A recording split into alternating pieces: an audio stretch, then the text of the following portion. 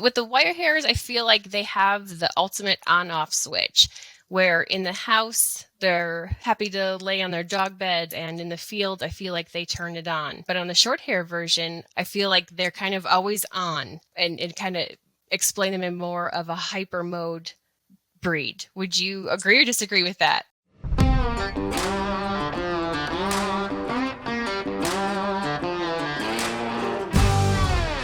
Hey guys, Kat here from Standing Stone Kennels, and we have started a new podcast, just the Standing Stone podcast. If you followed along with our podcasting journey so far, you may have listened to a few of our episodes titled Yawa, which stood for You Ask, We Answer. And that entire podcast process really evolved as well over about 80 episodes.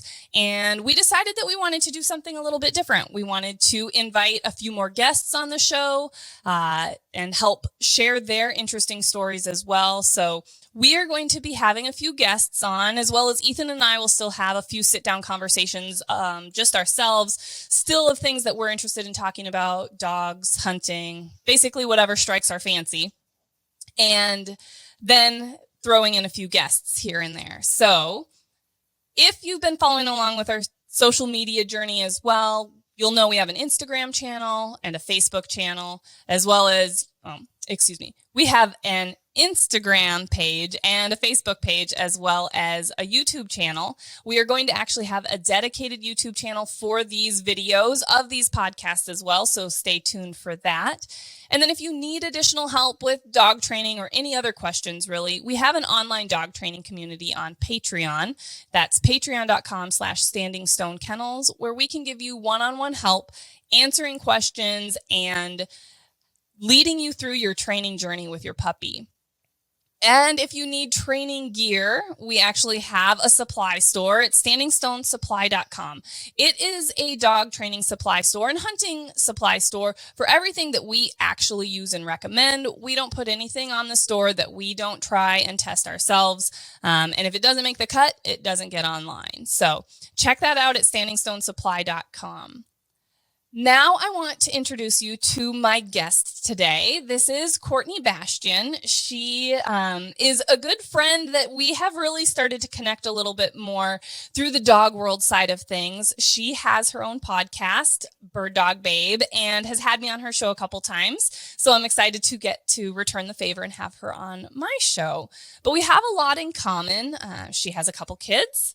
She raises and trains dogs. She's very involved in the outdoor upland community and conservation, which is why I think we get along so well. We just have a lot of the same values. So I wanted to have her on the show. I want her to tell you a little bit about herself as well. But we're going to be discussing the topic, which is a big question we get a lot. What is the difference between German wire hair pointers and German short hair pointers? I won't hold it against her that she has German wire hair pointers, but I think this is a great opportunity for two people that breed their separate breeds to discuss the differences between the breed that we see, because a lot of people ask me, well, what's the difference? Well, I'm not breeding German wire hair pointers, so I do get to see a variety, but I don't get to see what I would have honed my breeding program to produce. So I want to talk to Courtney today about that. But before we get into the nitty-gritty details of the differences, why don't you take a second to introduce yourself, Courtney? Hey, Kat. Thank you so much for having me. I appreciate the opportunity, and it's always great to chat with you. So, yeah, I'm Courtney Bastian. I live here in outside of Missoula, Montana. I'm a transplant from Wisconsin. So it was kind of fulfilling here in all the wide open spaces of Montana, get on a couple more species of birds and raise the kids into the great and wild outdoors that we have provided here. So yeah, we've owned German wire hair pointers since 2004 and had our first litter in 2007. It's been an amazing journey, and it's definitely the breed for us, even though we've added a couple other breeds in here and there randomly. But yeah, my husband, William, he trains. I train my own dogs. So I'm not a trainer, but I know enough to kind of be dangerous. And Yeah, the two kids, we have a 4-year-old girl and a 7-year-old boy. We have a menagerie of animals here, 5 I goats, love 4 following horses. along with your animal stories. I live vicariously through your goats and little pigs and all the cute little animals you have on your farm. Yeah, the pigs have been such a fun addition, and so, yeah, it's interesting. We'll have to see if we can really finish them out and put them on our breakfast, sometime in the future, not because 'cause they're stinking adorable. So you said you have a couple other breeds, but we will get into those later. Anything else you'd like to share? I want people to be able to find you on your podcast, because that you interview a lot of people as well. And the more that we can share the outdoors with people, I think that the more we're going to continue this great sport. Yeah, yeah. Thanks for the opportunity to mention that. So yeah, I do the Bird Dog Babe podcast. It's a lot about getting into breeding, raising, training, competing, kind of all the things with bird dogs. I do follow and hear a lot of stories from women, but it is for both. I think like 48% of the listeners are actually men, so it's kind of a cool statistic. But yeah, I have kind of a lot of things going on between the podcast. I work as a consultant for Purina. Our training and dog breeding business here is Claudia Kennel, so you'll find that on Facebook and Instagram. And then, um, gosh, what else am I doing? I'm doing some writing right now for Project Upland, and I'm going for my MBA, so that's Oh my super goodness. busy. Yeah, there's a lot of things. Sometimes I grasp maybe too much, but I lead a very structured life. Things need to be scheduled months in advance, and I'm a planner for sure. So Well, it's you'd fun, have to but be it's with busy. as many things as you've got going on. Yeah, thankfully I have a really supportive family and friends and listeners. Sometimes I get a podcast out late. I used to do one every week, and now I do it every other week since I started back in school. And so people are understanding and forgiving, and that's kind of the busy mom work life. So Yeah, and the thing is, our lives evolve, what we're doing evolves, our families evolve. Your kids are, you said 7 and 4, right? right. So they've changed. I mean, I have a 10-month-old and a 3.5-year-old almost, and our lives evolve with them and it changes. And as they get older, I'm thinking things will be continuing to change. I watch your stories of them hiking through the mountains with you and things like that. And I think, okay, we'll get through these busier, tougher stages, and then the kids will be even more active and going with us and doing things. But that's Right. what the nature of the business and the beast is being able to roll with the punches, change and evolve to fit that work life family balance, Yeah, which we've absolutely. And talked it's about that a not. little bit before. Yeah, yeah, absolutely. And yeah, I mean, it's not always easy, but you make some changes, you pivot a little bit, and you might not have the most ideal hunts. You compromise a little bit, but yeah, I think getting the kids out there and getting them used to being in the outdoors is all that stuff is going to help light the fire in their heart as well, hopefully. And just like you and Ethan raising the kids with the dogs and having the dogs be such a big part of the lives is really important to us. I agree. So speaking of the kids and the dogs and that whole dynamic, that kind of leads us into talking about GSPs and GWPs, I guess. So people ask us all the time, like I said, what's the difference? Or what do you think, if I'm interested in a German Shorthair versus a German Wirehair, what should I be considering? And people, when they ask us as German Shorthair breeders, I feel get one perspective. And then I feel like if they would ask a breeder like yourself, they would get a different perspective that is breeding German Wirehair pointers. So I want to pretend that I'm asking you that question. What's the difference between a GSP and a German Wirehair pointer? Yeah, it's more than just the addition of a beard and some eyebrows and some coat. They have different genetics. So, the the German Shorthaired Pointer came from the you can help me with this, the Spanish Pointer, some of the other bird dog breeds. The Wirehair has the Griffon, the Stickelhaar, and some DK, some of the short hair in them. So they both came around that same time period of the early 1900s, but the Wirehairs, and you can weigh in on the short hair side because I'm in the same boat as you. I can talk from kind of what I see as the short hairs coming in for training, but not having actually lived with them full time, raising them. It doesn't give me, a real answer to what they would be like in that sense. But the Wirehairs are a very loyal, devoted, I would say almost like a watchdog of sorts. They're, I really like hunting them more mid to late season. They don't do well in heat.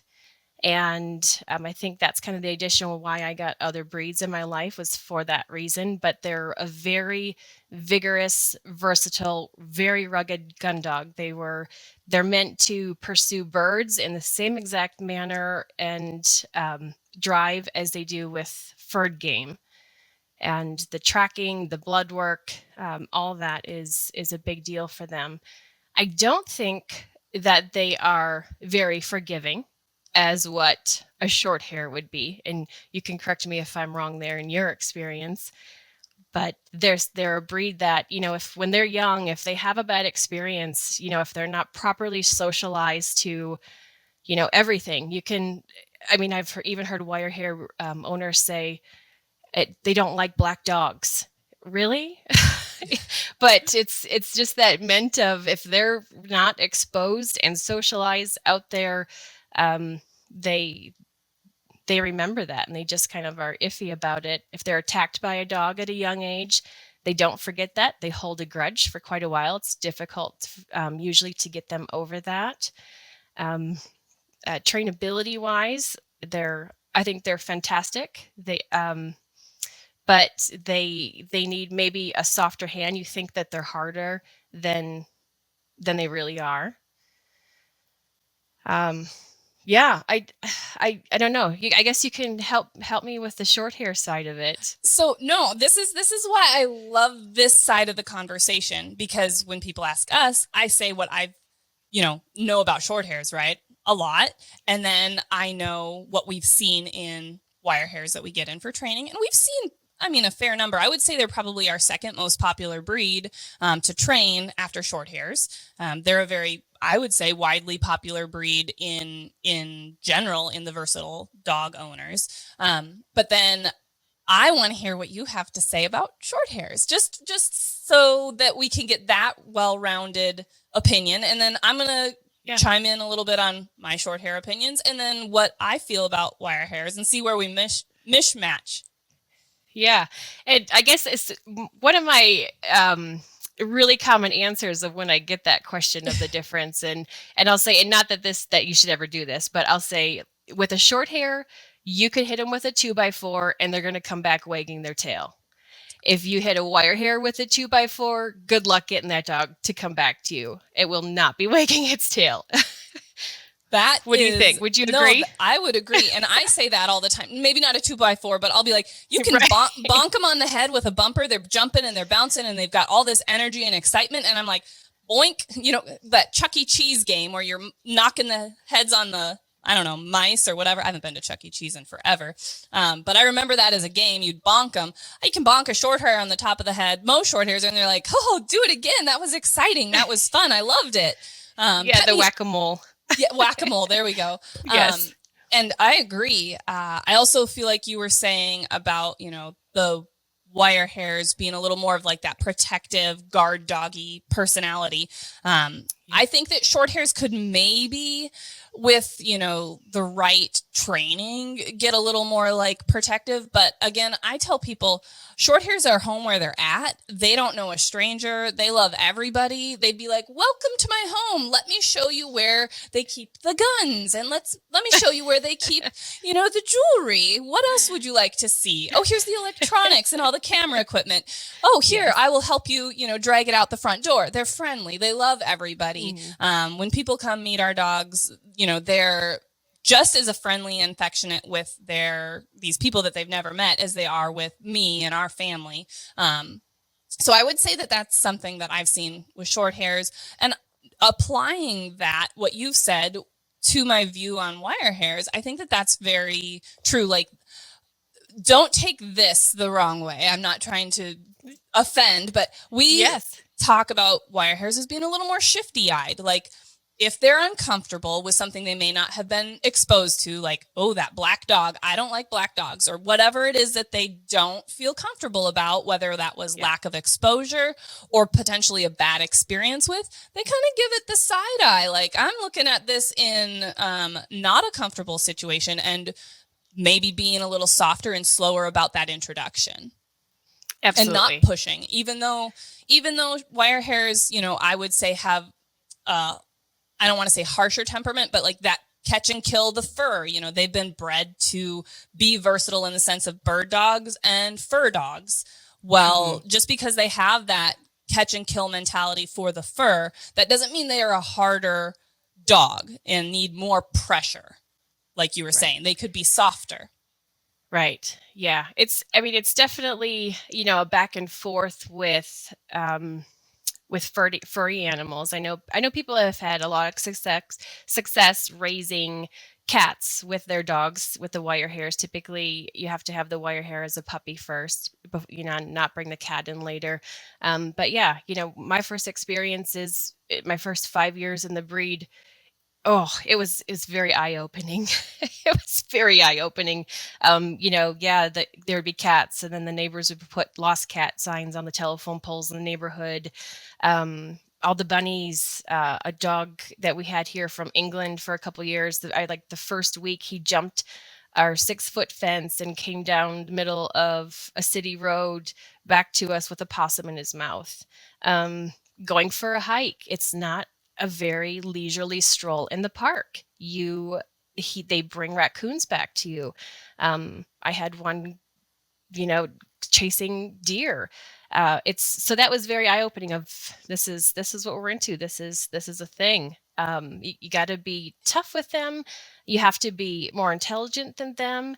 But they do need a lot of structure. And like you said, with that side eye, it's very common. If they're not comfortable with something, I don't feel that they're a dog that is just gonna, perhaps like a Shorthair would, of kind of get over it, sort out the situation mentally, and wag their tail and be okay. A Wirehairs, they're more likely to react. I'd say that they'd be a reactive than what a Shorthair would be.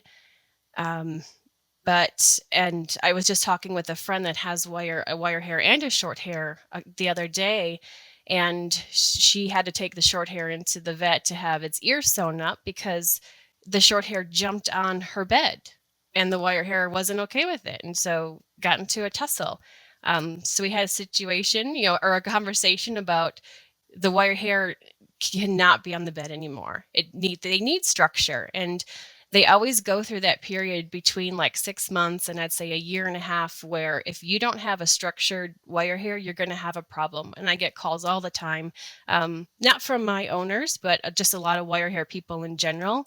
And that all of a sudden the dog is 11 months old and bit the kid and is now growling at the wife. And I say, okay, well, do you crate the dog during the day? Where is it when you're eating? Where was it when that happened with the kid? And the dog is 98% of the time has never been in a kennel because they're such a good dog. I'm like, do you make it sit before you feed it? Do you make it sit before you let it go outside? Is there anything that you tell the dog? Does the wife make it sit? Exactly. Yeah. Does it respect the child? Dad. And the wife? Yeah. Exactly. That is, and So they need that. I think that can be part of all dog training. Dogs that aren't raised and developed properly can arise with behavioral issues for sure. Short hairs, wire hairs, anything, right? Improper raising those dogs and socializing and creating that structure and routine because they're working animals. They need that structure to thrive. I think it can arise problems for other breeds, but a breed that potentially has a predisposition to have some of those uncomfortable situations or have a little more harsher temperament because let's face it, a dog that's going to go out and kill a coon, a dog that's going to go out and chase down a bunny and a possum, that has a lot of prey drive in that breed and in those genetics. And people need to be educated and aware of what they are getting and what they're going to have in the future, because puppies are cute, man. And those beards and those furnishings are stinking adorable. And you can't just let that take you in. You just need to be aware of all of the parts that are going to be involved with raising and developing that breed properly and what they're going to be more geared to. And maybe it's not the right fit for you. I will say, you mentioned tracking. That is one thing that I wish that our short hairs would do a little bit better job at a younger, less experienced age. I mean, you can get a wire hair out, put them on their first track, and it's like they were bred to do this. Tracking comes so naturally to them, and you hardly have to teach it, especially when it's for that natural ability test. Well, I get a bunch of short hair puppies, and they're very independent. They want to search. They're like not focused at a younger age to stay on that track and expand. They go, break off and search, break off and search. So getting them to focus more and stay on that track is more difficult at a young age. The more experience that they get with hunting, whether that's, from a bird hunting standpoint and tracking wounded birds, or if people are utilizing them for deer trailing and blood trailing and things like that, they will get better at use of nose and focus and staying on that track. But it takes more experience and exposure in general from like a natural ability standpoint for sure. Yeah, I completely agree with that. And we tell our wire hair owners, don't do the track more than 2 times, 3 tops. If they have it, they have it. They're not going to forget it. Don't overtrain it.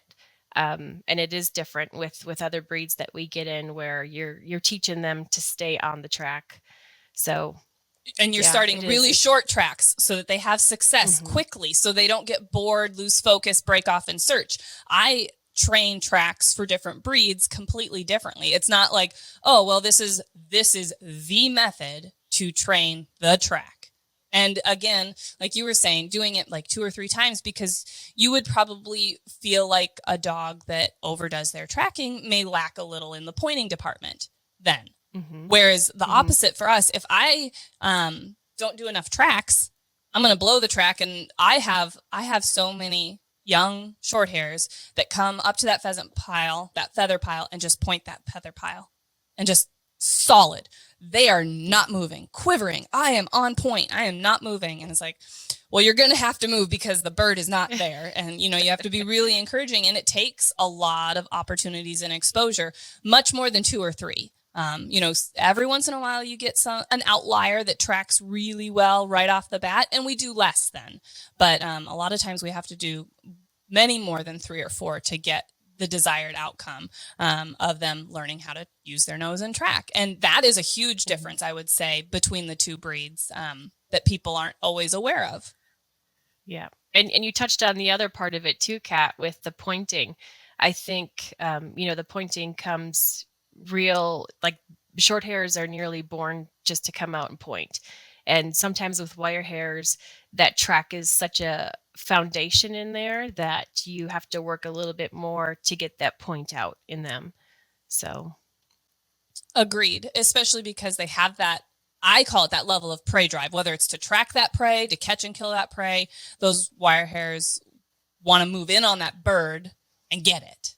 not Mhm. that passive responsive. I'm going to point it, then dad's going to come in or mom's going to come in and flush it and shoot it, and then I'm going to get it.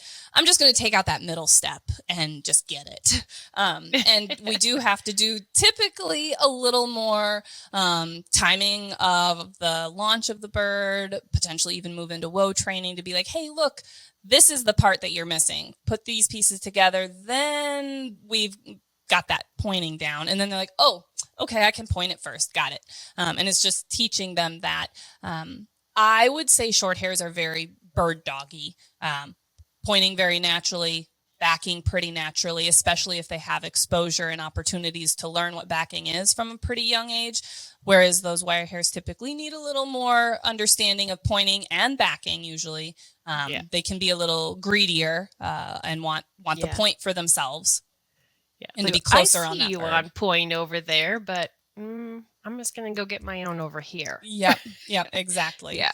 So I'm very glad that we have seen a lot of the same things. It makes me feel a lot more confident with my opinion of when people ask me what's the difference, that I'm not just saying, well, this is what I know of short hairs, and this is the small piece that I've seen out of wire hairs, because we get fewer. One of the things that I want to specifically hit on is when people ask you about the wire hairs in general, the temperament of wire hairs, what would you tell them about, especially dogs that you're breeding? Yeah.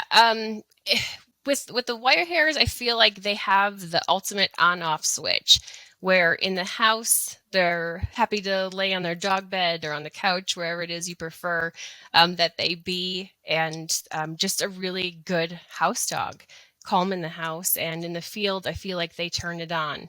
And perhaps you can correct me if I'm wrong, but on the short hair version, in my experience that we've just had here with them training, I feel like they're kind of always on, and kind of explain them in more of a hyper mode breed. Would you agree or disagree with that?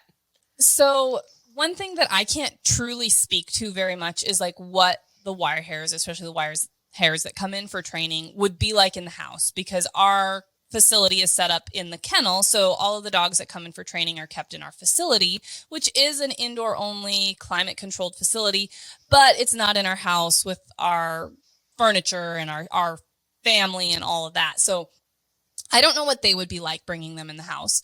I know our short hairs that we, again, specifically breed, we breed for that on-off switch, because we actually own 14 short hairs and usually have 5 or 6 of them in the house at the same time. An older dog that's like 16, Grandpa Rex, and then some of the younger dogs, down to some of our puppies that are like 5 months old right now.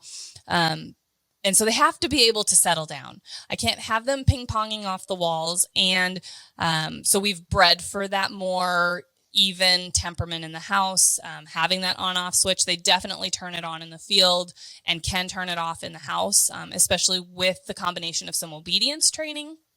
But they are working breeds. So when I say they have an on-off switch, they're not just going to be a couch potato 3 months in a row and be okay with it. They need to get out and they need to work as well. Otherwise, they're going to get a little bit more stir crazy. That energy is going to bubble up eventually and need an outlet. So they need to be able to do something. But I will have, especially when some of our puppies get older and I've got 4 or 5 short hairs in the house that are all what I consider mature, they're just lounging all over the place, whether that's on the floor, sunning, on a dog bed, on the couch. And I haven't placed them. I haven't said, go kennel. They just are in the house hanging out. If I go to the kitchen, they're going to trail me in there, see what I'm doing, because I would say that they have FOMO. They're not really going to want to just go hang out somewhere without me. If I'm going to do laundry, I've got 5 short hairs typically, other than Grandpa, who just sleeps on the couch all day anyway anymore, trailing me to the laundry room, then trailing me to the bedroom to fold, and they're just following because they don't like to be left out. When I go to the office, I've got one curled up under the desk with me, a couple on the sides. And if there's not enough room in the space that I'm at, one will eventually wander off and maybe go find a place to curl up, but they do want to be a part of that activity. But I would say when we have the dogs in the kennel, some of them have a good off switch and they'll curl up and they'll settle down in their kennel space even. But there is always so much more activity going on in the kennel. It's hard to get a good read on what some of the other dogs, short hairs, even the Vizslas and Wirehairs and Weimaraners would truly have in that constant state of activity. So if I brought them in the house, I might see a different personality come out with some of those dogs. But for our dogs in our breeding program, we have bred for that on-off, because if I can't live with them and I can't have them part of our pack of 14 that mix and match and who gets along with who, they're not going to make that cut. They're going to get moved on for being too busybody and not having a good enough off switch. Right. But and go ahead. You know, as I say, and you touch on something also really important there too, is I think with short hairs, you can put 14 of them together and really not have any issues. And with wire hairs, that's not going to be typical. And the changing dynamic, because I rotate those dogs. Sometimes Vex will be in with Nyx and Thunder, so all of our males. And then sometimes Vex will be in with some of our girls. And then, which is I mentioned Vex because he's one of our main stud dogs, mature, set in his ways, if you will. And he will deal with the puppies playing with him. He actually likes to play with them, and gets along just with whatever that dynamic is. And then I switch it up and I'm like, okay, Muddy, you're in the house right now with the puppies and Quest and, one of our older dogs. And they just can alternate who they get along with at the, snap of the finger. It's not a settle in period. It's not, nope, I don't get along with you, so I can't be in the house at the same time as you. We have that pack dynamic, which is important. And again, that's something that we breed for and make hard decisions on. If I have somebody that I can't add to my pack, they don't make the cut, and we move them on as a trained dog, either into a single family home or, just a second dog home where they can get used to each other and then just be okay. Because I want to continue breeding with that on-off switch that can get along and loves everybody, that really, like you said, kind of that stereotypical super friendly short hair mentality. And with short hairs specifically becoming so popular, everywhere you look now is a short hair, whether they're being utilized for hunting or just family outdoor activities. They're becoming very popular. And my concern with the popularity is that we're just having breeders or people that think they're breeders making more puppies for this demand of the short hair, and they're not breeding for the right characteristics. And we're going to start seeing things popping up where you're getting temperaments that they are unsure and alarm bark everything because they're not mentally stable, or you're going to get the short hairs that don't get along with any other dogs, and you've got then aggressive short hairs, or you're going to get short hairs that can't settle down and all they do is ping pong off the walls in your house and destroy your stuff because they're just wild and wired. So I want to make sure that, if somebody's looking at getting a German wire hair or they're looking at getting a German short hair, that they're interviewing the breeder that they're choosing to make sure that that's a true fit, whether it's the personality they're looking for, the temperament, the trainability, and ultimately what they're going to be doing with that dog, what their purpose is. If you're going to do a lot of fur and trailing and tracking, you might want to look at getting a wire hair versus a short hair. If you're going to be mostly in the upland field and you want to point back all day long, you might want to look at getting a short hair. So those are things that you can decide, but picking your right breeder is going to be a big part of either of those decisions. Yeah. And meeting the dogs is a big thing too. If you have the ability to meet the sire and the dam of your potential litter you're interested in, and typically a breeder is going to have other dogs there that they're all related to. So you can see what the temperaments are like.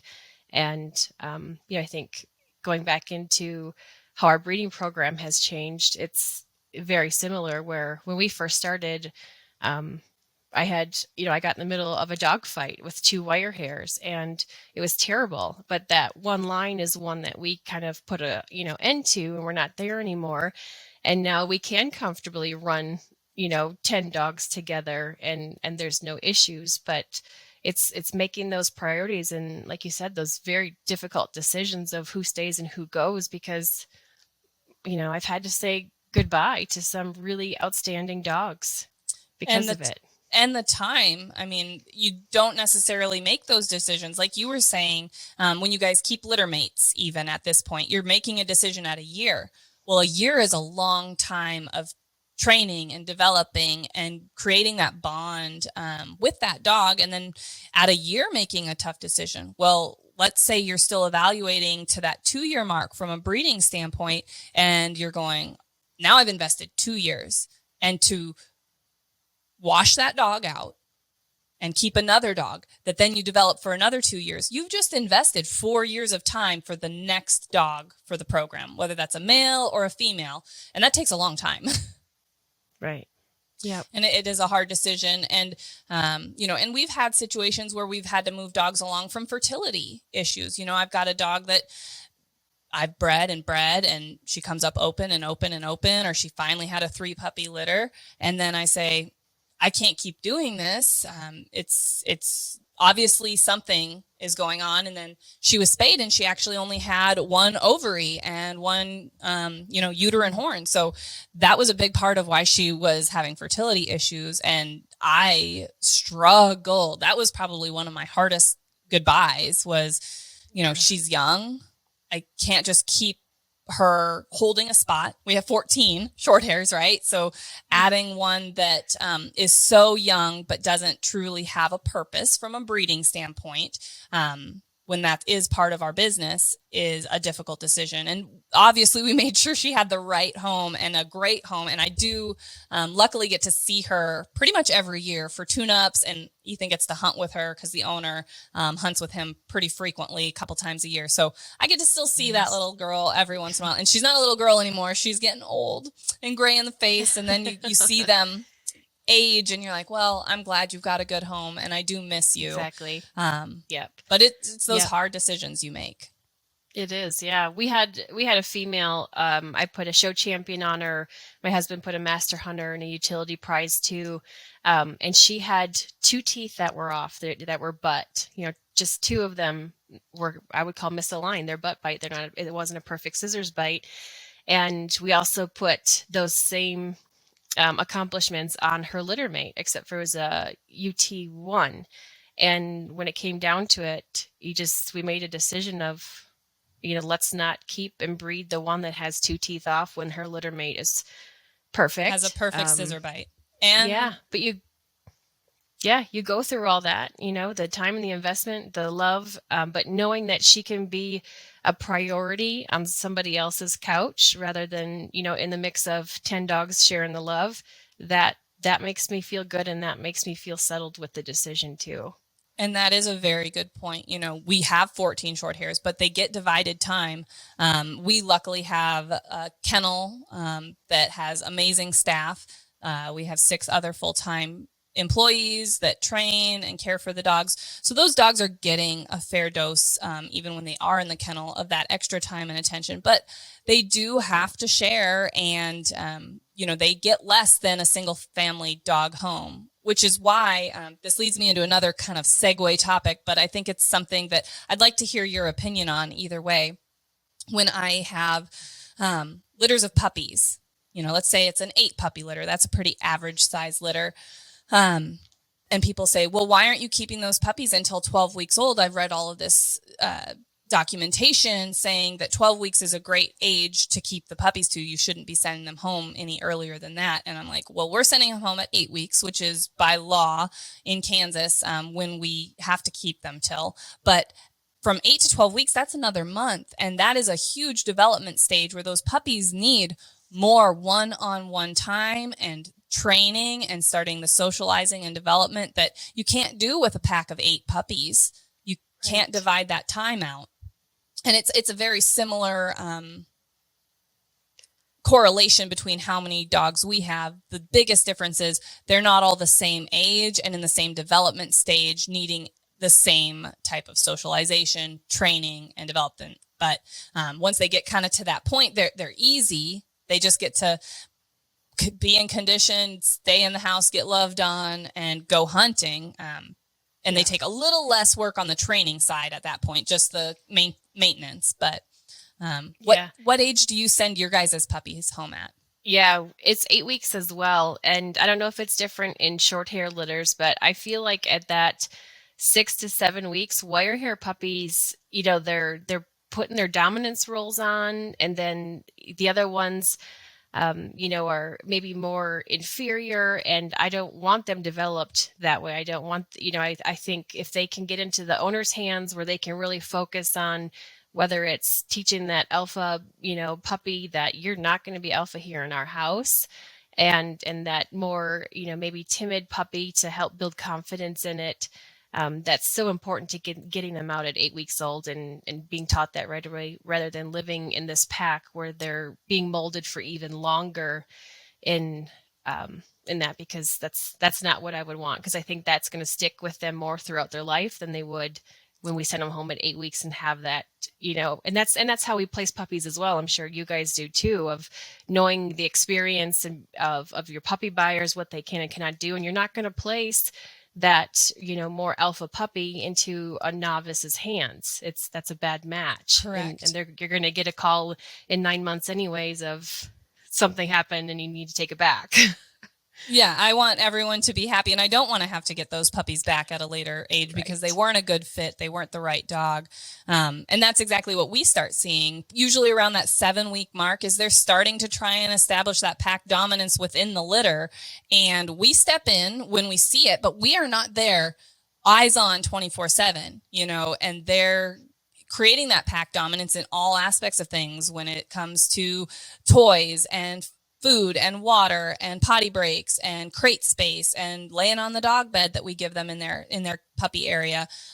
So stepping in when we can, but the longer that those pack roles and that dominance of some of those puppies is exerted. So if they're from 7 weeks to 12 weeks, that's 5 weeks of that being ingrained in them. It is going to be a lot harder to overcome. And then they're going to come into their new home where there might be other dogs, whether they're little dogs or bigger dogs, and they're going to try that roll out, especially the dominant ones, on their new housemates that might not fly. And then you've got behavioral issues. You're coming back to the breeder with going, what do I do? So I was interested to see what your guys' take on that was, because I did know you bred and had litters that you guys sent home too. Yeah. Definitely 8 weeks. I would like to. Yeah, definitely. They're a little pack of piranhas. I'm ready. They're ready. All of us are ready. Yes. The thing that I like that you said is you get people that call you that have wire hairs that aren't necessarily from your breeding program, not necessarily a puppy buyer of yours, but they have a question. They have an issue that arose that they're reaching out to you as an authority because you guys breed wire hairs, train wire hairs, hunt behind wire hairs. And we get the same thing. We get a lot of people, whether we've bred the puppies or not, that reach back out to us or contact us. Hey, tell me what to do. And it's within other breeds as well. But yes, primarily short hairs. And when I get short hairs in for training, I do train other short hairs than what are just from our breeding program. And they don't even train the same as our short hairs. We've, developed our breeding program to produce dogs that we enjoy living with, hunting behind, and training, because they don't all train the same either. You kind of have a spectrum, and we have put our dogs and our program towards the spectrum we prefer, which is more of a bird dog. We primarily upland hunt, less waterfall hunting, and I don't do anything with fur, other than a little bit of deer trailing, blood trailing for game recovery. And then, when I get a wire hair in, it might be a wire hair from this breeder and then a different wire hair from that breeder. So I'm not even comparing apples to apples 100%. I'm comparing an apple to a banana, and then I'm trying to make a generalization opinion on what those wire hairs are overall. But you can still pull out some of those key traits that, like you talked about, that you can share with people. And I'm sure that's what you see when you get a few short hairs to work with. They're maybe not all from the same breeding program, or they have different genetics and backgrounds. So you're kind of saying, well, this is kind of the overall picture. And then when you talk about wire hairs and what you're familiar with and what you and your husband have worked your breeding program to be towards, I'm sure you've made choices on what you want to breed because of what you like to do with your short hair or your wire hairs. Yeah, yeah, absolutely. And there is, it's worth mentioning too that while we're talking short hairs versus wire hairs, there's so much variety within each breed. Even though I said, a wire hair is going to be more protective, somebody comes to the house, not going to let them in. I think I have probably 5 out of 8 of my wire hairs here would be like, hey, just like the short hair, welcome to my house. Come on in. What can I get you? So it's and that's because too, we have small children, and we have our children have been taught to respect the dogs, just the same as the dogs have been taught to, respect the children, and the children are their owners, their masters as well. So but I don't want a dog that can be sharp or not handle a situation and turn around and bite.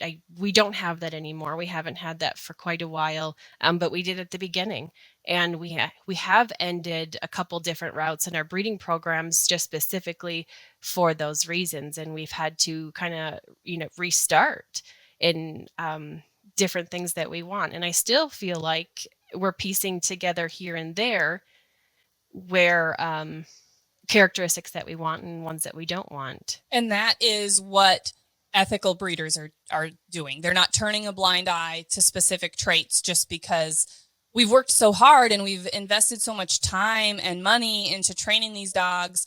Let's just keep breeding them because we've worked so hard. And right. That's not something you want to continue, especially like you said, with your children and your menagerie of all your other animals. I mean, right. You don't want little piggies and goats being caught and killed, or at least yet, not until their breakfast. But yeah, we have though. Unfortunately, we have. Okay, I mean, and they are hunting breeds. I mean, we can't fault them 100% for that. But again, you are trying to move your breeding program and choosing selectively the dogs that you're continuing to breed for those traits, just like we do with our short hairs, because even short hairs can have harsher temperaments, some of them, and more aggressive tendencies where they can't get along with other dogs out in the field. Well, I can't have dogs fighting at the line, leaving, at AKC hunt tests, or you could get disqualified. And that is just a matter of selectively breeding then away from those traits. So yeah, absolutely. That's a very good point. So you mentioned that you don't really do training, but I would say I've seen you take a whole bunch of dogs to shows, and that is still training. I mean, it may not be the hunting training that maybe William's been doing for AKC tests and NAVDA tests, but it's a different venue of training that you've been very successful in and have traveled all over the world even to go to some of these shows and these competitions and events that the dogs have to be very well trained. I have zero experience in the show world. So I can only imagine what it would take to get a dog to focus and, do what they're supposed to do and perform well at what they're supposed to do to compete with these other dogs in a show ring of other dogs and a million people and all the distractions.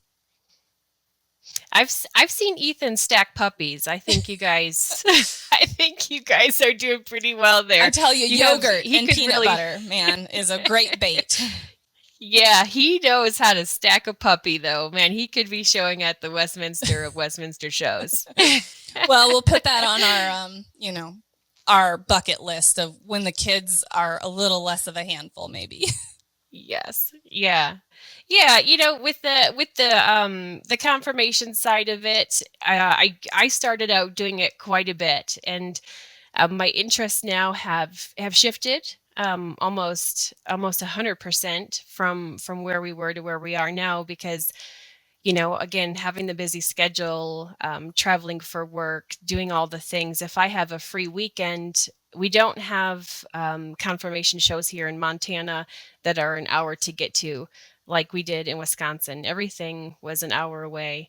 And so here it's an 8-hour drive. And if I'm going to have a weekend off to do something, it's not going to be at a dog show anymore because I'm at those for work. So that would be a lot. But we haven't lost that importance of proper structure in our breeding program. I think William might just disagree with that a little bit, and probably the reason why we always keep 2 puppies from each litter, because I always want the one that is best put together. I think structure is going to be one of the most difficult things to fix later on, and but he really likes to see that innate ability come through, and so he'll keep that puppy. And then we decided a year old which one is better. No pressure. Right. It helps that he's been putting a little bit more emphasis on his puppy that he chooses throughout that year, but training wise. But yeah, with the dog show stuff, it is there's training that's involved with it. They, a wire hair. They're a breed in the standard. They're meant to be aloof, but very even reliable temperament. So they can't be shying away from a judge, afraid to be touched, and having their mouth looked at, having their mouth opened, and they need to stand there and be confident and happy. And unfortunately, a lot of times you will see, some of that shyness, or even dog wire hairs that try to bite judges. So it's unfortunate, but it's all part of that, genetics, and also putting in the training, and having a dog that can go to an event and do it.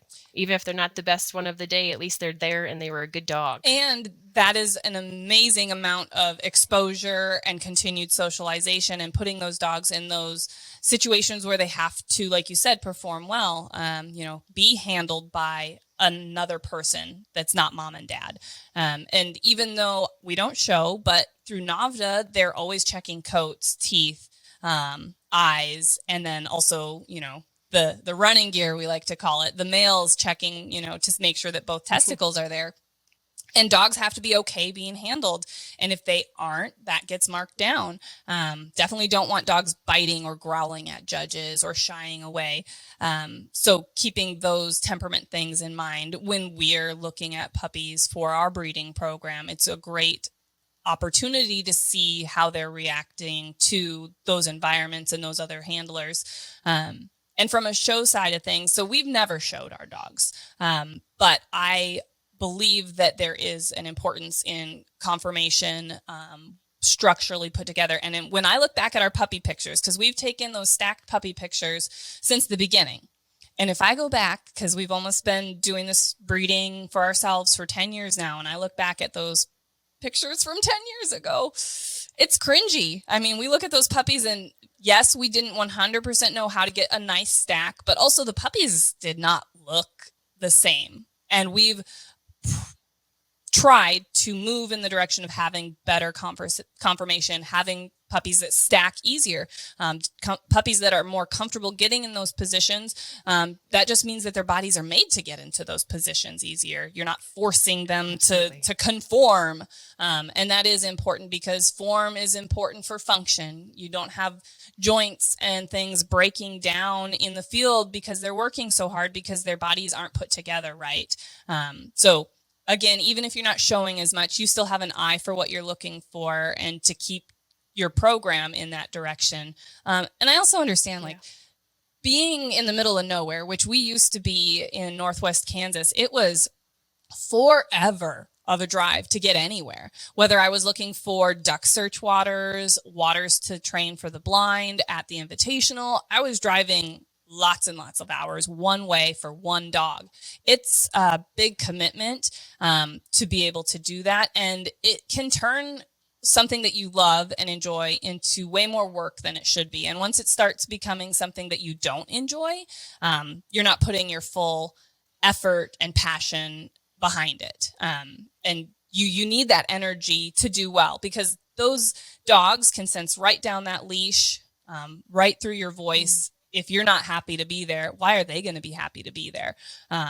So just being very honest and aware of what you want to do and which direction your guys' program and the time is, because you told me we were trying to schedule this podcast and you were talking about shooting lessons, and you had shooting lessons scheduled and they were like 4 hours away or something like that. It was crazy. And so you think you're committing to doing that because that is something that you are really passionate about and enjoy and get more out of. It's not work for you to go get to do those things. So you're willing to spend the time on those things. And that's for everyone. You find what you love, what you want to work on, and you put your time into that. And that's what improves. Right. Yeah. It's that, I think whatever it is that you're doing and you're interested and you're passionate about, do it. I mean, even with the shows, before I started showing, I went to conformation lessons. So there's local kennel clubs that have, you can do drop-in lessons or do a 8-week session, and you learn how to show your dog. Because if you're going to go into something, whether it's dog shows or NAVDA or even just hunting in general, go learn more about the entire sport, how you can be better at it.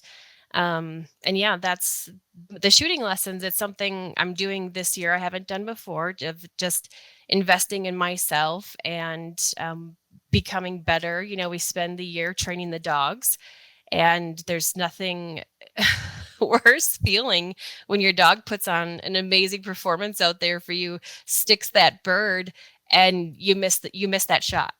And it's awful. It's a terrible feeling. And it like I've broke down crying over it before, of just, I'm so sorry to my dog for missing that bird after, that great work he just did in. So yeah, I think whatever you're passionate about, get into it, educate, knowledge is power, and it helps you enjoy it and understand it a little bit better. No, that is 100% true. I almost started crying with your story because it is a feeling of disappointment for your dog, because you've worked to train them to do all these things. They go out, they do it. And there's maybe not 100 other opportunities for them because bird numbers are down, or you just don't have as many opportunities to get out. And then the opportunity that you have to seal the deal for them to put all the pieces together, and it doesn't happen. And so improving yourself to better your dogs, because birds make a bird dog and they need the whole package. That's really awesome that you recognize that. I am not a 100% ace shot. I have shot a lot. I've never taken shooting lessons, so that's actually really interesting to me. I've just been a instinctual shooter when it comes to shotgunning, pistol, archery, rifle. I've always just had a fairly innate ability to it, but I'm also interested to see how much better could I be if I actually took a lesson, right? Yeah. So that's really interesting. Yeah, it's eye-opening. I learned a lot just in my first session. I'm going to be going once a month here until season starts. But, people, when I've interviewed people on my podcast before that are shooting instructors, they'll say that phrase. And my husband's even told me before that he says he looks a bird in the eyes before he pulls the trigger. I'm like, how do you look a bird in the eye? I don't understand that. And so being taught in my shooting lesson, when you're looking at the clay targets, of specific points on that target that you should actually look at, and you're looking beyond the barrel, you're focusing right on that certain placement. It made a difference. I started out the day shooting at probably like 50. And then after a couple hours, I was like 95% on every pigeon or every clay that was being tossed. And just having that understanding it's huge. And Something I those hadn't are thought little about things before. that you don't think about before. So that's really Right. awesome. I'm now interested in looking into some Yeah. options for shooting lessons in our area too, just because I wouldn't mind being that 95% of shots, right? We'll see. Especially when it's hunting. Yeah, I mean, but then you have to add in the anxiety of a bird coming up, and and all the things and not being said, and like Yeah, the right. potential unpredictable terrain and all that. Yeah. But still, Yeah. It's a start. The more you can edge your bet, the better, right? Mhm. And you're doing that, so that's awesome. And I think Yeah. I saw on a story that you were taking the kids with, or maybe one of the kids with, for your... Yeah. Bert came with me, my 7-year-old. And my instructor, so Tracy Wright, he's dark horse shooting in Spokane, Washington, and he's amazing. I've had him do a couple shooting clinics for me before, and he's going to be our instructor at our women's grouse camp in this September. Super amazing. And Burke, I'm sure as an instructor, seeing a child show up, he's probably like, oh, great.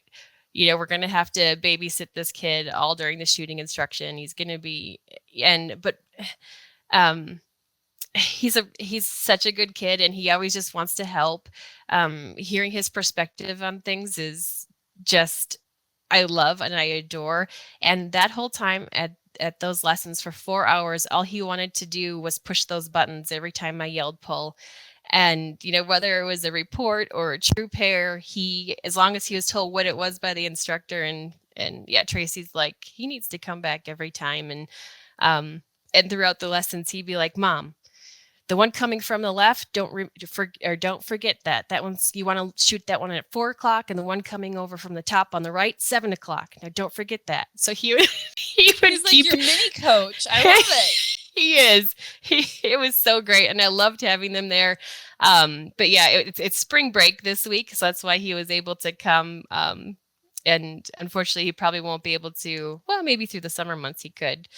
But yeah, I love doing anything I can get my kids into.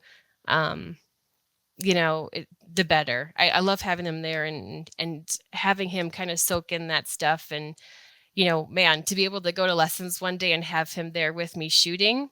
Now that is going to be awesome. Yeah, goosebumps. Like I'm excited for that as well with our boys, and hopefully through exposure of them coming along and showing them how much we love it and showing our appreciation. Like, he was being super helpful, it sounds like, at the shooting class, and listening and learning.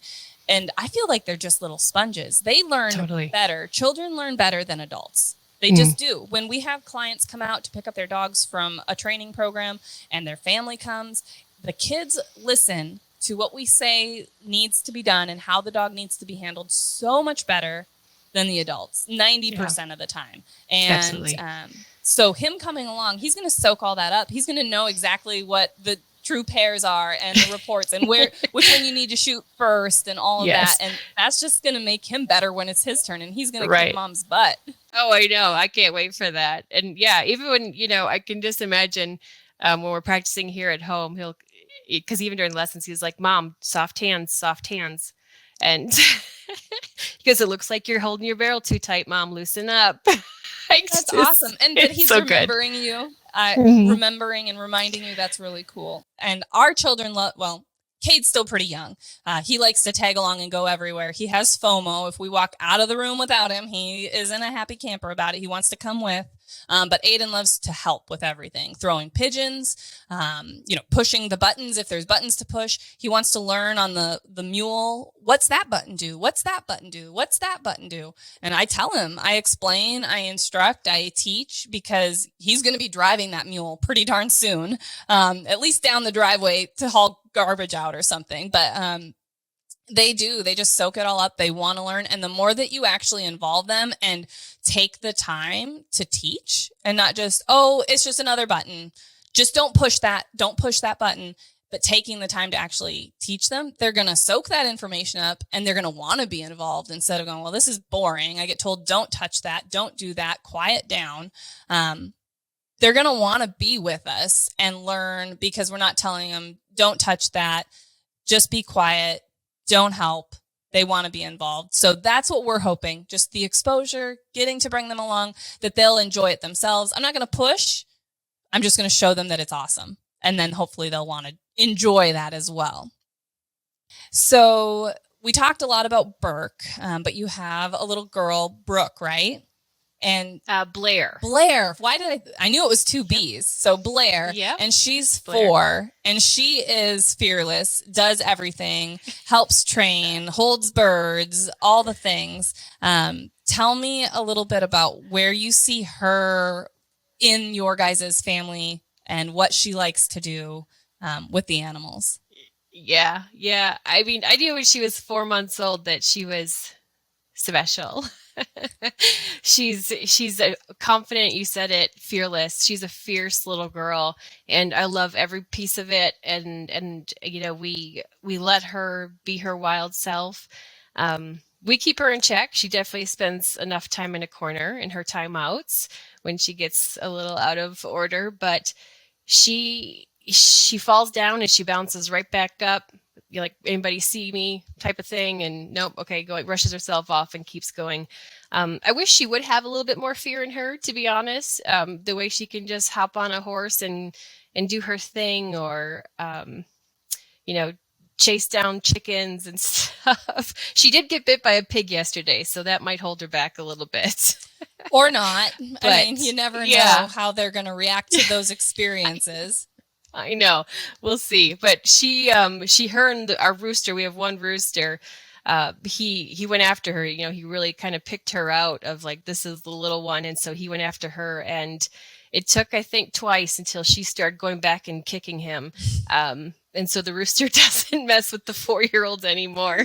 That's awesome. But no, she's great. I love her love for animals. When we had baby chicks last year, I caught her laying in bed. She had taken 2 of them out of the little area we had. She took 2 of them and laid in bed with them, hoping that we didn't find her in her bed. Oh gosh. Yes. Yeah. But she's great. She goes hunting with me a lot. She'll wake up at 5 a.m. in the morning and she'll whisper in my ear, "Mom, let's go hunting today." And, she can't keep up very well. So she goes in the backpack. I put ear protection on her. And there's been a couple times she'll fall asleep, but she'll wake up with the sound of a shotgun, and she'll go, "Did you get it? Did you get it?" And then she always wants to hold it right away and see what it looks like. And she digs into the crops and studies what they ate. And man, I love her desire to just learn as well, because I'm a big lifelong learner myself. I geek out over a lot of stuff, and I see a lot of that in her. It's cool. And I hope that she will kind of take her place in her role one day. Whether, I don't know whether what I saw a meme once, like whether she's leading a pack in prison or the CEO of a company, she's going to be doing something great. She definitely sounds like she is very interested and invested, even from a young age, in all of the things that you and take her with and involve her with. And that's really awesome and exciting. Our little boy, Aiden, is very similar. He wants to go with and help Ethan with the pigeons and giving them. He knows how many scoops of grit they get. He knows how many scoops of food they get. He counts it out. He wants to be helping with all of that and with the puppies. They will knock him down 100 times and he will go back for more 101. It doesn't faze him. He may start crying one of those times that he gets a paw in the face, but then he brushes himself off and is right back at having him chase him again.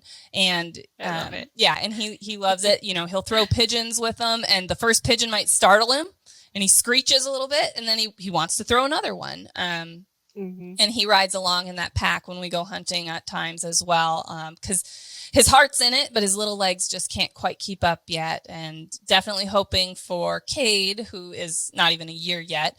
But hopefully when he starts walking and toddling around, he's going to want to go and do all of those things as well. He definitely likes animals. He's comfortable around them and goes and pats on the dogs. But he's not able to be as involved yet, but is definitely not afraid of the dogs in one little bit. So. It's fun. It's definitely fun to have them involved. And I think, having the kids, it relit our fire in a lot of ways, in hunting and the dogs, in just wanting to do more and be better. We're more into the conservation aspect of it now, just knowing that we want it there for our kids one day, and their kids. So it kind of all comes full effect, and reliving kind of the, if I had grown up hunting and with dogs, how maybe I would have liked it to be to start off sooner and, start shooting sporting clays at a younger age and being a really good shot when I got to be this age. Yeah. And it'd be great. I see what you're saying, like having them involved, because I hunted, but not with dogs at a younger age, but just like having that opportunity at a younger age, like, and doing it right. It's exciting to think how much further they're going to take these things than we do. the next generation that has been shown how amazing it can be, could take it to the next level with training and hunting and conservation and shooting. And that's exciting. We should all always be striving to do better for the next generation, for ourselves as much as we can. But I feel like I've got a ceiling. I'm going to get old one of these days. Not yet, but then that next generation can come up and pick up where we left off and carry that torch a little bit further. So that's awesome and exciting to think about. Mm-hmm. So how many dogs do you guys have? We're not going to get into all your animals because you have basically a mini petting zoo at your house, but we do. Yeah, we have 10 dogs of our own. So let's see, 7 of them are German Wirehaired pointers, although only 2 are under the age of 7. we have a lot of senior dogs right now, which is fun. It's just we have a 13-year-old, so he gets out hunting once in a while.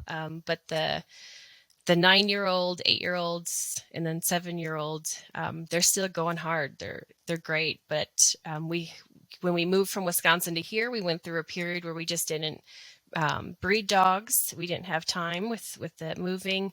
And then we had a tough role of infertility with a couple of them. So yeah, we're kind of building back up. We just bred one of our Wirehairs here a couple days ago. So we'll see if she takes. But then we have 2 Bracco Italianos. And our most recent addition is a Cocker Spaniel, a little field-bred Cocker. Awesome. So congratulations on your hopefully upcoming litter. That's always exciting. Love puppies. And then your kids will get to be a little involved with this litter too, because it sounds like it's been a while since you've had a litter. So that should be really a new option, especially with Blair being younger, to remember some of the litter stuff if she hasn't been involved. So she'll be excited, because I know Aiden loves helping with the puppy side of things. But it is easy. Absolutely. When they get older, when the dogs are older. You said you don't have any under 7. It's like I have 2. Yeah. Okay. I have 2. I have 2 2-year-olds. Yep. Okay. There'll be 2 here in the next couple months. So yeah, and they're both from our last litter. So yeah, it's been 2 years since we've had puppies, I guess. But yeah, the kids, they're such great little socializers, and that you can't ask for more than that, of the loud sounds that kids make, and can't be contained. Right. And it just running them around the yard with the puppies chasing them. It's so many good things that you just think, man, these are some really well-rounded puppies by the time they leave our house. Yep. There's not much they haven't seen or heard or been exposed to. Right. And it's cool that even some of the puppies we've bred, when they come back for training, they recognize our kids in a heartbeat. They, their tails are wagging, and you can just tell, like, oh, that's my Burke, and I remember him, type of thing. It's cute, and the kids enjoy it as well. So with the 2 Bracco Italianos that you have, why? Because they are very different than the Wirehairs. Why were you interested in them? What brought you into them? I saw my first one. I was actually at a show out in California back in 2000 and let me think. What was it? 2016, I think it was. And it was at a world show competition there. And this dog just flew around this huge ring. And I had never seen a dog move like that before. And I had found out, because he ended up winning the entire world challenge. And I found out it was a Bracco Italiano. I'm like, okay, well, great. So I look up and do some research. Come to find out, it points birds. It's a pointing dog. and like, well, that is very handy, that I not only love the way that this, dog moves, but it's also going to point birds for me. So did a lot of research. Of course, it's very important to me to find one that's form and function. And they ended up importing my first one from the UK. I have two from the UK and then one from Hungary, and they're just a perfect complement to what we have here with the Wirehairs. And I know a lot of people with Wirehair pointing Griffons that also have Bracco Italiano, because for me, the Braccos, they do really well, that early season in the heat, like I kind of mentioned earlier, that the Wirehairs don't do great with. But things that are pleasing to my eye is really what I get into. And this breed is so pleasing to my eye that even when I'm out hunting, don't get in any birds, if I can watch that trot of the Bracco Italiano, it makes me get goosebumps. It gives me all the feels, and it's like I enjoy just being out here doing this because the Bracco Italiano. So a lot of the sporting breeds have what you'd call like a gallop. And the Bracco Italiano they call it a fast trot, but I consider it more of like a thrusting trot, where they have this huge push in the rear, and their extension in the front and the rear is just parallel. It's just perfectly up and down, and it's a very effortless movement. So they should be doing this from start to finish. They shouldn't be running. They shouldn't be galloping. They should just be trotting. And it's a very fast movement. So it's not a typical, like what we think of maybe of a setter, trotting around in a field, or a Brittany. It's a very fast paced thing. And for me, that is just amazing. It's so pleasing to my eye that I can't get enough of it. So I saw my first Bracco Italiano in person while I was apprenticing to be an AVID judge. So that would have been in 2018, before Aiden was born. And I saw my first one. His name was Quigley. I still follow his family and the dog on Facebook because he was really special to watch, really awesome to watch. I think that I had kind of a preconceived idea of what a Bracco Italiano would be. And I was like, this is going to be slow and plotty and houndy and boring. And it was not. Yes. It was awesome. Yes. It was exciting. He's got such a great personality. I haven't met a lot of Braccos. I've worked with a couple now, but I agree. They're very pleasing to my eye as well. I think they have such sweet faces. I like watching them work. And you can do it all with them. They're very versatile as well. They're not just an upland dog, which some people may think that they are, but you can do it all with them. And I do like them a lot. So it made me really excited when I saw you starting posting stuff about them, because I don't know if I could ever talk Ethan. I can't even talk him into getting goats. So I don't really know if I could ever talk him into getting a Bracco Italiano.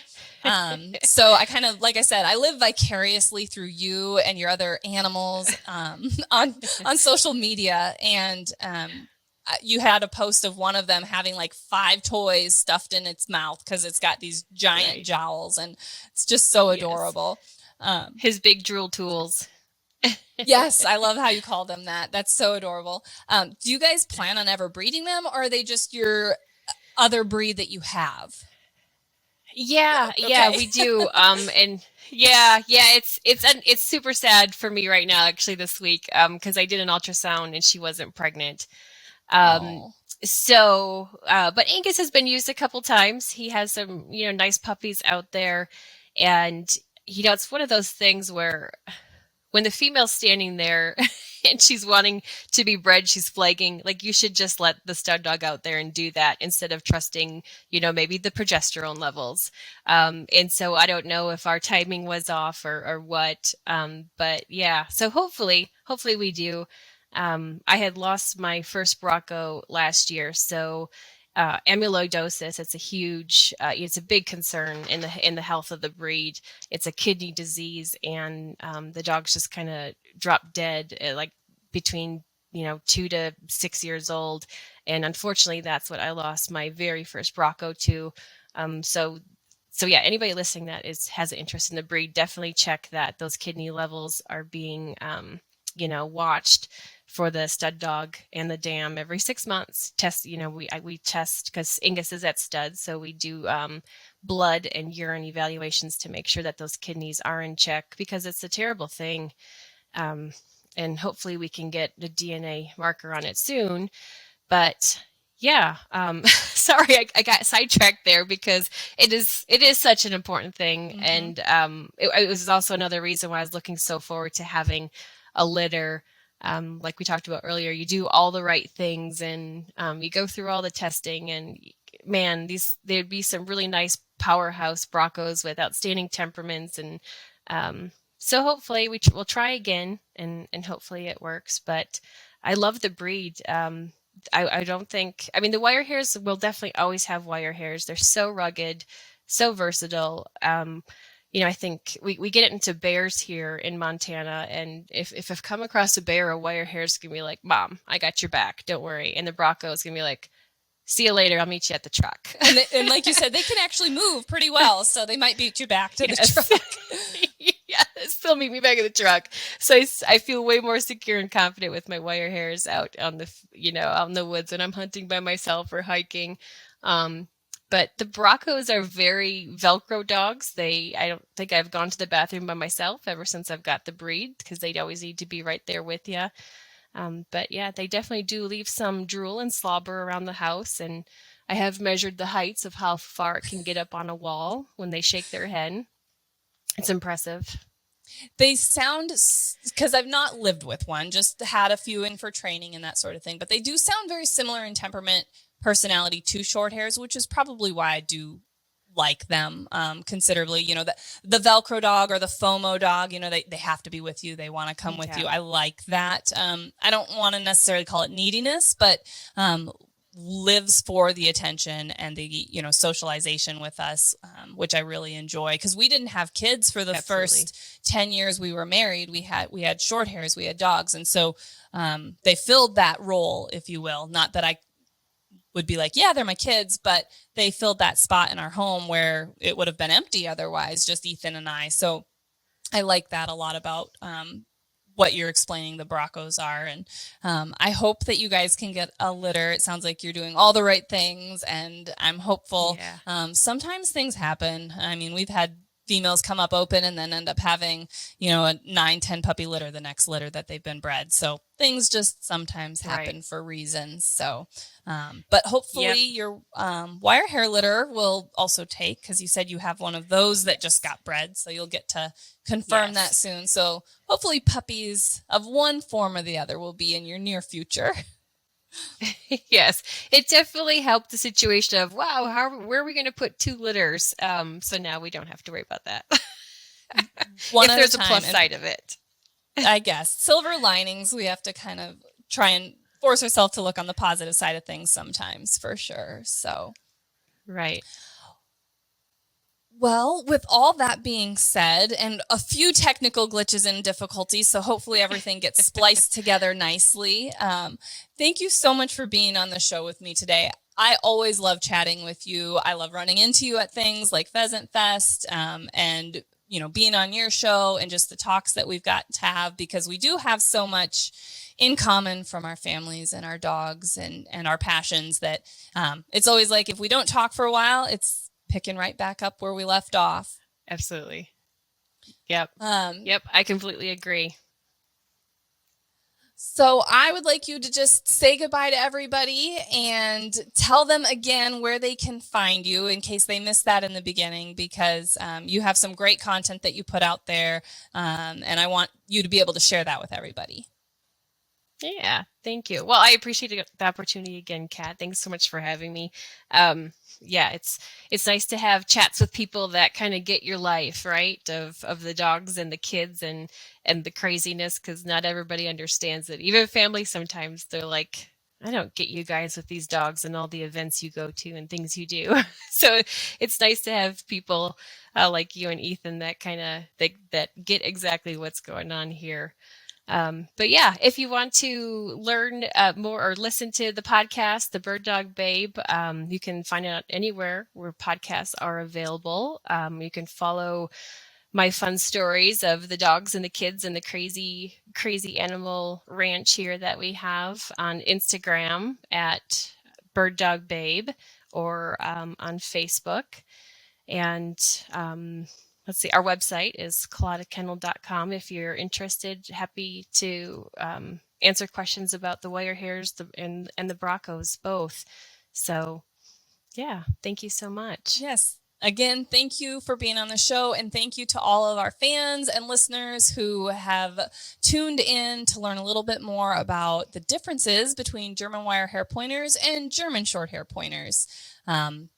Don't forget to check us out on our social media channels, Instagram, Facebook, our YouTube channels where we have dog training videos, as well as our new YouTube channel dedicated only to these podcasts, as well as my husband has a YouTube channel, Guy with a Pink Gun, if you want to follow along for his pigeons and other guy antics that he does.